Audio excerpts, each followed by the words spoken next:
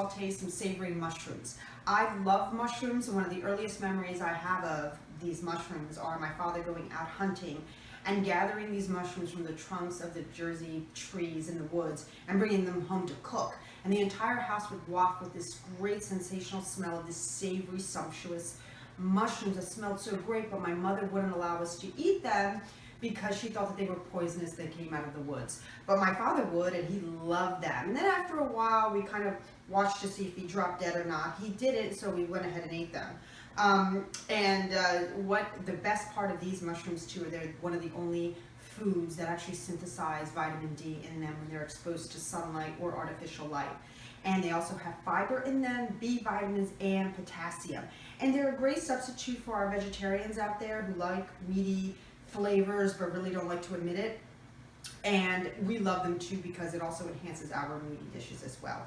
So what we're going to do today is we're not going to wash them because they absorb a lot of the water. We don't want them to do that because they already do contain a lot of water. We want to just get a damp washcloth and just brush away some of the dirt. And if you get some of the dirt in the pan, who cares? It's natural. It's part of that savory experience. So we're going to kind of take them apart like this individually so that they can saute evenly in the pan. And we're going to get a frying pan like this and just kind of coat the bottom with it with extra virgin olive oil, a little bit of sea salt, and garlic, and get that going a little bit. And then we're going to go move on to the stove and have them saute.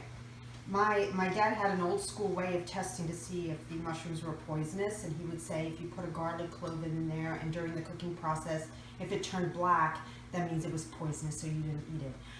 That was his technique, but we're pretty safe here today. So what we're doing is kind of sauteing these down, and what you want to do is put a lid on these first before the saute begins, and I've done this already, and it'll start to extract some of the water.